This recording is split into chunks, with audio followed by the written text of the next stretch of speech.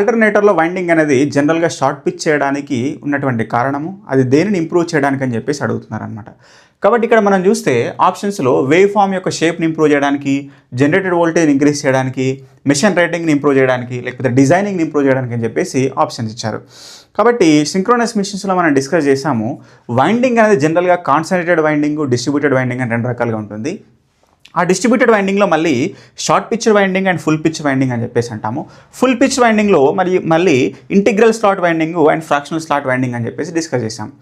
అయితే ఇక్కడ ఈ వైండింగ్ అనేది కాన్సన్ట్రేటెడ్ వైండింగ్ కాకుండా డిస్ట్రిబ్యూట్ చేయడము, ఆ డిస్ట్రిబ్యూట్ చేసినటువంటి వైండింగ్ని అందులో మళ్ళీ షార్ట్ పిచ్ చేయడము అనేటువంటి దానికి కారణాన్ని గురించి మనము డిస్కస్ చేసినప్పుడు చెప్పాము. ఇక్కడ ఏదైతే మనకు ఎలక్ట్రికల్ మిషన్స్లో మ్యాగ్నెటిక్ సాచురేషన్ అనేటువంటి ఒక ప్రాపర్టీ ఉన్నటువంటి ఒక పర్టికులర్ ప్రాబ్లం చేత మనకు డిస్టర్బెన్సెస్ అంటే హార్మోనిక్స్, మల్టిపుల్ ఫ్రీక్వెన్సీ కాంపోనెంట్స్ అంటే మనకున్నటువంటి ఫండమెంటల్ సైనసాయిడల్ ఏదైతే 50 హెర్ట్జ్ ఫ్రీక్వెన్సీతో ఉన్నటువంటి మనకు సైనసాయిడల్ వేవ్ ఫామ్ ఏదైతే ఉన్నదో ఆ పర్టికులర్ ఫ్రీక్వెన్సీకి మల్టిపుల్ ఫ్రీక్వెన్సీస్ అంటే *1, *2, *3 అనేటువంటి ఫ్రీక్వెన్సీ కలిగినటువంటి అంటే 100, 150, 200, 250 పౌనపున్యంతో కలిగినటువంటి ఇతర వేవ్ ఫామ్స్ కూడా అందులోకి యాడ్ అవుతాయని చెప్పేసి అన్నాం. అంటే మిషన్ ఒక జనరేటర్ అనేది ఒక వోల్టేజ్ని ఉత్పత్తి చేస్తున్నప్పుడు మనకు కావలసినటువంటి 50 హెర్ట్జ్ ఫండమెంటల్ ఫ్రీక్వెన్సీ కలిగినటువంటి సైనసాయిడల్ వేవ్ ఫామ్తో పాటు దాని యొక్క మల్టిపుల్ ఫ్రీక్వెన్సీ కాంపోనెంట్స్ని కూడా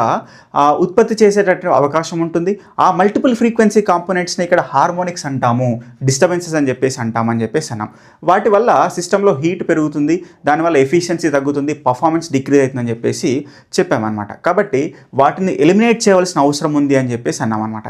కాబట్టి ఆ రకంగా హార్మోనిక్స్ డిస్టర్బెన్సెస్ అనేవి రెండు రకాలుగా ఉంటాయి. వాటినే ఈవెన్ హార్మోనిక్స్ అంటాము, ఆడ్ హార్మోనిక్స్ అంటాము. కొన్నిటిని ఈవెన్ హార్మోనిక్స్ అనేవి ఆటోమేటిక్గా మిషన్లోనే వెళ్ళిపోతాయి, కానీ హార్డ్ హార్మోనిక్స్ అనేటువంటి వాటిని మాత్రము మనమే ఎలిమినేట్ చేయాలి. వాటిని ఎలిమినేట్ చేయడానికి వైండింగ్లో మనము డిస్ట్రిబ్యూటెడ్ వైండింగ్ని వాడి మళ్ళీ దాన్ని షార్ట్ పిచ్ చేయాలి అనేటువంటి డిస్కషన్ అంతా చేసాం అక్కడ.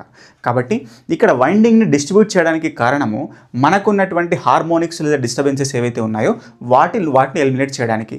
ఇక్కడ డిస్ట్రిబ్యూటెడ్ వైండింగ్ అనేది హయ్యర్ ఆర్డర్ హార్మోనిక్స్ని ఎలిమినేట్ చేస్తుందని, అందులో short pitch winding lower order dominant harmonics అంటే థర్డ్ హార్మోనిక్, ఫిఫ్త్ హార్మోనిక్ అనేటువంటి వాటిని ఎలిమినేట్ చేస్తుందని, అదేవిధంగా అందులో ఇక్కడ ఫ్రాక్షనల్ స్లాట్ వైండింగ్ అనేది slot or tooth harmonic eliminate చేస్తుంది అనేటువంటి డిస్కషన్ అంతా కూడా చేశాము.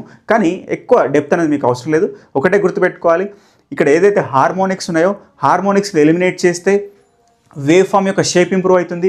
ఆ వేవ్ ఫామ్ యొక్క షేప్ ఇంప్రూవ్ చేయడానికే మనము ఆల్టర్నేటర్ యొక్క వైండింగ్లో డిస్ట్రిబ్యూటెడ్ వైండింగ్ని వాడతాము.